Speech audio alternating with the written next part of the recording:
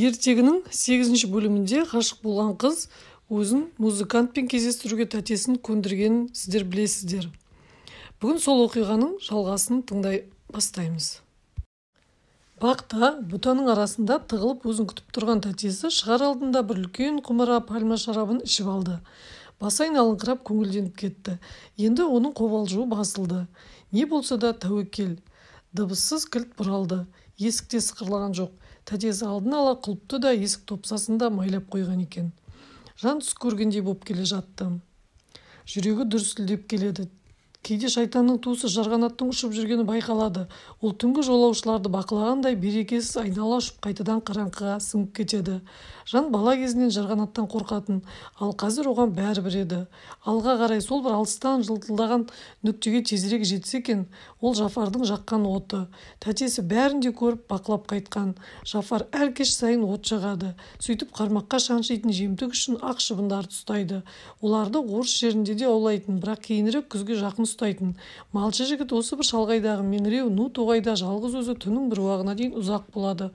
Олар жақындап келеді. Жылтылдаған қызыл сәуле жанып жатқан отқа айналды. Ол біресе басылып бәсеңдейді, біресе лаулап жалаңдаған қызыл тілдей өршейді. Түтіні перде сияқты. Жафардың көлеңкесі байқалады. Аяқтары ұп-ұзын, алып көлеңке қолын созды. Ол тағы да лаулап жанды. Жалаңаш денелі ұзын жігіт анадан туғандай болып көрінді. Не істеу керек? Жан тоқтады. Бақылап қарап тұр. Жоқ, мықынына ораған тері бар сияқты. Алға қарай кетті. Тәтесі ілесіп келеді. Аяқ дыбысы естілді. Иә, біреу келе жатыр. Жас жігіт кейісті пішінмен артына бұрылды. Тағы кім шайтан қуалап келеді. Әйелдерге ұқсайды. Отқа шағылысып көрмей қалған көзін уқалады. Иә, әйелдер тоқтады. Алақандарын маңдайына қойды. Қайырлы кеш. Біреу кәрі, біреу екіншісі. Оның өңін бірден көрген сияқты. Жоқ, көрген жоқ, жай елес болар. Жасы күледі. Даусы қандай, күлкісі керемет. Шаттанған көздерінен ұшқын шашады. Оймақта еріндері сүюді тілегендей. Соның өзі тыныштығын алып жанын жаралаған ғаламаттың дәл өзі өлеңдерінде осыған арнаған. Аспаннан түскен нағыз қор қызы, қарапайым қатардағы қыздың үні мынандай болуы мүмкін емес. Жарайды. Сен неменеге тесіліп қарайсың? Бізді елес деп ойлайсың ба? Қыз бүркемесін шешті. Үлкен қара көздері алғашқыдан да жарқырап жалт-жұлт етеді. Жафар ғұмырында мұндай көзді көрген емес. Ей жігіт, біз апайымыз екеуміз шаршадық. Сенің жаққан отыңның басына демалайық. Қорықпа, шыбындарыңды үркітпейміз, рұқсат па? Жоқ, бұл қыз тірі адам, нағыз адам ғой. Тершіге маңдайын көйлегінің жеңімен сүртті. Әзіл айтады. Жанның даусы еркін шықты. Қалай болар екен, не айтар екен деп көп ойлаған еді, бәрі де оп-оңай қарапайым болып шықты. Отырып әңгімелесе бастады. Жігіт, сенің атың кім? Жафар, ал сенікіші? Жан бірден жауап берген жоқ. Жан енді қанша емес, ана қамырының қызы емес, өзінің аты жөнінде ойланбапты. Ыңғайсызданып, жөтеліп кетті. Ернін сүртті. Атың кім? Эсма. Жақсы ат екен. Саған ұнай ма? Ұнайды. Өзіме де ұнайды. Іштей ойланып, өзінің Эсма екенін ұмытпау керек деп түйді. Бір кезде осы аттас мединалық ақын қыз болған. Мұхаммедке қарсы сықақ өлеңдер жазған. Пайғамбар оны дарға суға бұйырған. Оншама лайықты да ат емес, енді оны алмастыру кеш. Мейлі Эсмақ болайын, сарайдағы ыдыс-аяқ жуушының жең қарындасымын, жетім қызмын деймін. Эсма, сен сарайда тұрасың ба? Айтшы, онда қандай? Қой, қайдан болсын? Онда ешқашан болған емес, мен оған жақын жерде тұрамын. Бүгін апайымыз екеуміз қыстаққа барған едік, кешігіп қалыппыз. Жафар түнде жалғыз жарым адамға қандай қорқынышты. Сендер неге онда түнеп қалмадыңдар? Таңертең келетін едіңдер ғой.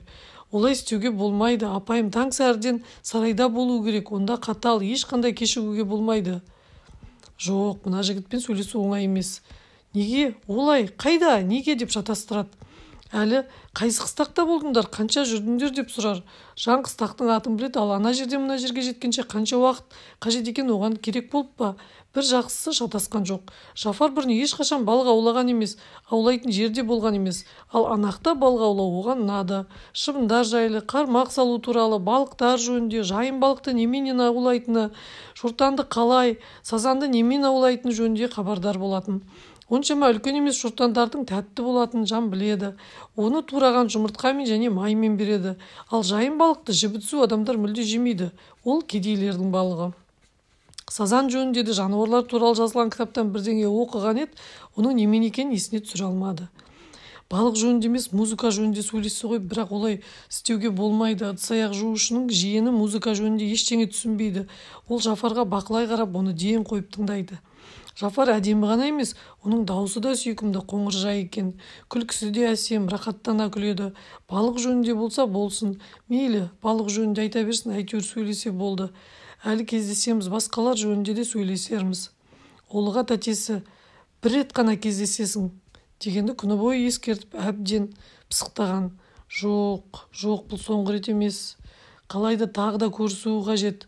Жафар сөзін қойды, үндемей қалды. Жан сөйледі, өзінше асығыс сөйледі. Асығыс сөйлесең қалай сөйлейтін онша білінбейді. Қарапайым халық сияқты сөйлей алмайтыны қиын-ақ. Осы кездесуге дайындалу кезінде жаттығып көрді, бірақ ештеңе шығара алмады. Өзі не істеп отыр? Тағы аптығып шашалып қалды. Менің жұмысым көп, Жафар. Мен кесте тігемін. Шеберханада ма? Жоқ, үйде. Тәтем апайым қожаның шеберханасына істегенді ұнатпайды. Білесің ғой, онда әртүрлі жағдайлар болады. Қыздың үйде болғаны жақсы. Мен үйде кесте тігемін. Апайым оны сатады. Сонда қанша табамын? Жоқ, тоңғаным жоқ. Ыстықтап кеттім. Тамағыма бірдеңе тығылып қалғандай, жөтелініп қақыра алмай тұрған. Қазір, қане солай. Я, табысым жаман емес. Мен бәрін де істей аламын. Шілтерді де, сақтиянды да өрнектеп кестелей аламын. Жақында өте тиімді заказ болды. Әмірдің қызы күйеуге шығып, мен оған 10 пар сақтиян кебісті өрнектеп тіктім. Қандай дейді Жафар. Өзінің әуес қойын қараш, жақсы төледі. Я, солай. Жафар қызды тыңдап отыр. Қолдары қандай? Жафардың қожасының қызының қолдарына ұқсайды. Елдің айтуына қарағанда ол қыз шөптің басын сындырмайтын еді. Жафар, сен неге түрегеп тұрсың? Орын жетеді ғой, отыр. Ол екеуі шапан үстіне қатар отырды. Үлкен қарға көздері арбағандай жақындай берді. Күнге күйіп тотыққан мойнында сіңірі тартады. Қуаныштан Жафардың жүрегі тарсылдай бастады. Соның өзінің түсіне кіріп жаны жеген осы, өзінің сағаттар бойы сыбызғыға қосқан өлеңі де дәл осы қыз жөнінде болатын. Ол енді міне ақиқатқа айналды. Өзі келді. Кәдімгі тірі адам, қандай көңілді, өзінен хош иіс аңқиды. Оның шашынан, көйлегінен, қолынан қайдағы бір ғажап гүлдің иісі шығады. Малшы Жафардың әтір иісі жөнінде ештеңе білмейтіні жақсы болды. Қаншама білдірмейін десе де Жафар қолындағы сақинасын байқап қалды. Қыз жалбырап жайылып кеткен шашын жинаған кезде саусағынан қып-қызыл гауһар жалт-жұлт етті. Эсма, көрсетші, сақинаң қандай әдемі. Ернін тістеді. Қап әттеген-ай. Бәрін де тастап кеткен сияқты еді. Жақұт жіпті, көйлек халды, ассавирді бәрін де шешкен еді. Ал сақинаны ұмытқан екен. Әдемі, әйнек тасы жақсы. Білетін шығарсың, бай адамдардың сақинасында гауһар тас болады. Ал маған осы да жетеді. Жоқ, қойшы Жафар. Сен қорықпа, мен оны алмаймын. Алмайтыныңды білемін.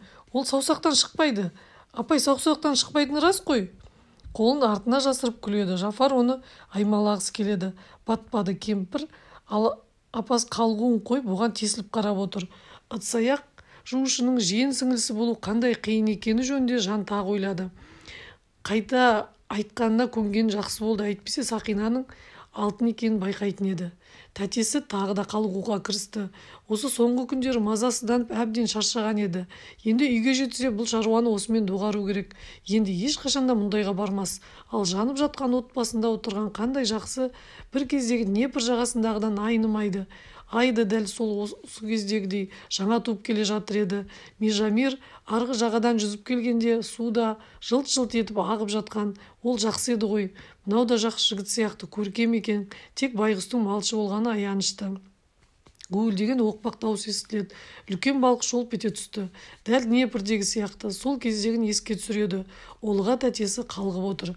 Бір кезде құмға қисайып жатқанын өзі де байқамай қалды. Ұйықтап кетті. Эсма, Жанның басы енді малшы Жафардың тізесінде жатыр.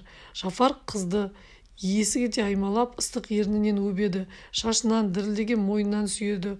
Өмір ешкімнің ерні тимеген кеудесін аймалайды. Қыздың жартылай жалаңаш денесін махаббат оты күйдіріп барады.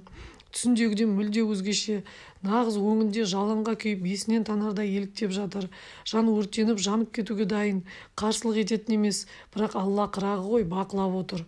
Жафар елтіп жатқан қыздың әдемі сирағынан сүйіп, белгісіз гүлей саңқыған іш көйлегін етегінен көтеріп сыпыра бастағанда, тәтей түсінде жылап қатты өксіп жіберді. Өліп қалған күйеуін қораға кіргізіп әкеле жатқанын көрді. Кеудесіне қан қатып қалыпты.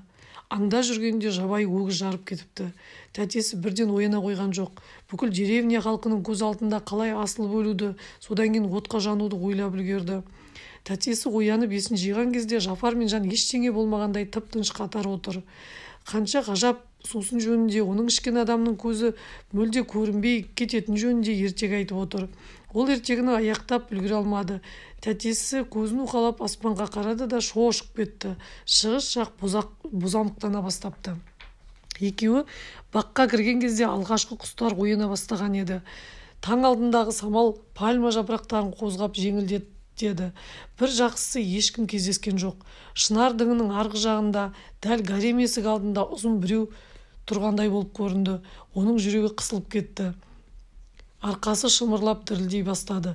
Жанның қолына ұстай алды да тоқтап қалды. Тағы да тесіле қарады. Ешкім көрінбейді. Сірә шайтанның ісі болса керек, түнде қаңғып жүрмеу керегін ескертіп жатса керек. Жарайды. Әйтеуір сәтті аяқталды. Ал енді бұл іс қайталанбайды. Малшы болғаннан бері бірінші рет Жафар үйге уақытында оралмады. Жан мен олыға кеткеннен кейін ол өзен жағасында ұзақ отырды. От сөніп қалғалы қашан. Ефрат үстінен жеп-жеңіл көгілдір тұман көтерілді. Ақ құтандар шықылықтай бастады. Бір топ үйрек зу етіп ұшып өтті. Айнала әбден жарық болып кетті. Жұмысқа кететін уақыт болғалы қашан. Ал жас жігіт болса басы айналғандай күлімсіреп құмға қадала қарап қалыпты. Қыз мына жерде отырды. Оның кішкентай кебісінің ізі міне жатыр. Міне ол жаңқа мен оның жаңқасы да қасында жатыр. Оны жазған кезде ол от лапылдап жарық болып жанып тұрған. Сол бір құбыла иілген қармақтай ilмектердің, сызықшалар мен нүктелердің немене екенін сұрау Жафардың ойына келмепті. Ол кезде оның ой арманы басқада еді. Егер Жафар сауатты болса, бәрі де махаббатқа бас еді деген сөздерді оқыр еді. Шаруа қыздардың жаза алмайтыны Жан ұмытып кетіпті. Күтпеген жерден үп-үлкен болып алаулап қызыл күрең күн шыға келді. Осы кезде ғана Жафардың өзінің жұмысқа бару керек екені есіне түсті. Ол орнынан қарғып тұрып, үстіне жабысқан құмды қағып тазалады. Кетіп қалудың орнына құмға жазу жазған жаңқаны қолына алды. Бұжыр-бұжыр жаңқаны еріне тақап сүйіп алды. Жаңқадан белгісіз ғажап гүлдің, түнде өзіне келген қыздың иісі әзер-әзер сезіледі. Жафар шаттана мұртынан күлді де түнде Эсма жатқан өзінің үстіндегі тері алжапқышын шешіп алып бетіне басты. Талай-талай жаңбыр тиген, үнемі күнге күйген теріден ешкінің иісі білінбейді. Оған да сол бір ғажап гүлдің хош иісі сіңіп қалыпты. Енді Жафардың жолдастары сезіп қалса күнде өптісін қайрайды ғой. Мейлі оларды. Оған енді бәрібір. Негізгісі ол қыз тағы келемін деді ғой. Одан ары өлуге дейін бар. Жұмысқа кешігіп бара жатқан малшы жігіт сыбызғысын суырып алды да жаны қалаған өзі келген белгісіз жан туралы әуен ойнай бастады. Жафар үйге қайтып келгенде қой өріске шығып кетіпті. Қожасы ренжулі екен. Оған келістіріп тұрып ұрысты, бірақ ұрып жіберуге батпады. Мүмкін алып толқып тұрған қойшының мынадай деп айтқанына сенген шығар. Өзен жағасында Жафардың басы айналып көзі қарауытады. Айнала өртеніп жатқан сияқты болып көрінеді. Сөйтіп есінен танып қалады. Таңертең ғана есін жияды. Жас жігіттің көрінісі оғаш еді. Көзі жалт-жұлт етіп тұрды. Саудагер, кім білет шынымен де безгек шығар деп ойлады да қойды. Жафар енді далада сексеуіл көлеңкесіне отырып алып, түндегі оқиға жөнінде тағы ойлай бастады. Оның ұйқысы келмеді. Кеудесін кере ауа жұтады. Дала ауасы оған дәл қазіргідей таза да жеңіл болып көрінген емес. Бозторғайлар да тамсандыр әнге басып шырылдап жүр. Далада қызғалдақтар күн сәулесіне малып өрттей жанады.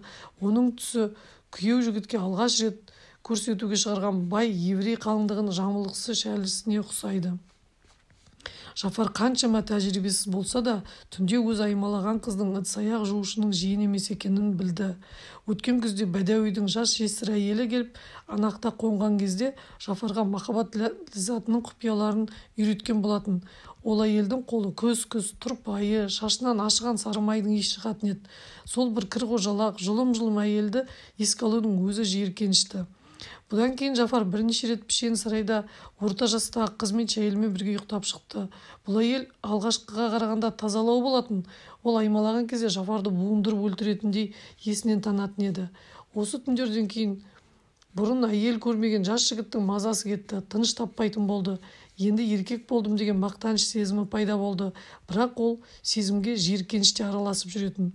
Сол бір кездейсоқ жесір Бәдәуи әйеліне де, тұншықтыра жаздайтын қызметші әйелге де Жафар өзінің өлеңдерін арнаған жоқ.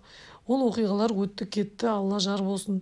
Енді міне Эсма жөнінде ойға шомып, Жафар сыбызғын тағы да қолға алды. Эсманы көз алдына елестетті. Ол бүркенішін түсіріп міне алдында тұр. Қара көзі от жарығымен шағылысып, қолға үйренген қара құйрық көзінде жалт-жұлт етеді. Осындай киікті Жафардың шешесі бір кезде асырап өсірген еді. Міне ол басын Жафардың тізесіне қойды. Жіп-жіңішке қолдары Жафардың мойнына оралды. Оның терісі райхан желектеріндей, шашы бір бума жібек тәріздес. Махаббат сөздерін қалай айтады? Дауысы шөл даладағы бұлақ үніндей. Енді малшы Жафар жоқ, музыкант Жафар. Хор қызында Эсмаға арнап жаңа ойын шығарды, жаңа саз ойнады. Құдай хор қыздарын кейде жерге жібереді екен. Адам бейнесінде келетін ондай қыздармен ұшырасқан адам бақытты болады екен деген әңгімелерді Жафар талай-талай естіген. Сыбызғы салтанатты да шаттық, аса нәзік сазға басты. Алуан түрлі үнмен әсем құбылтып бір сөзді сүйемін, сүйемін, сүйемін деп қайталады. Кешке қарай бақылаушы келсе, Жафар сексеуіл түбінде қатты ұйықтап жатыр екен. Қараусыз, иесіз қалған қой отары кетіп қалыпты. Бақылаушы таңданып тұр. Ешқашанда Жафар мұндай күйге ұшыраған емес. Тіпті 15 жасының өзінде мұндай оқиға болған жоқ. Ол Жафарды келістіріп тұрып бір боқтады да арқасынан бір теуіп оятты. Жас жігіт көзін уқалап ашты. Бақылаушының одан ары зығырданы қайнап, ыржия күледі. Зығырданын қайнатып. Кеш жақын қалыпты. Бұдан кейін тағы да бір түн өтеді. Ал үшінші күні түнде Эсма келуге уәде еткен. Осымен салыстырғанда арқаға тепкен таяқ дегенің түк емес. 9 бөлімнің соңы. Құрметті тыңдармандар, егер ертегі ұнап, жалғасын жіберіп алғыларыңыз келмесе, лайк басып, подписаться етіп кетіңіздер.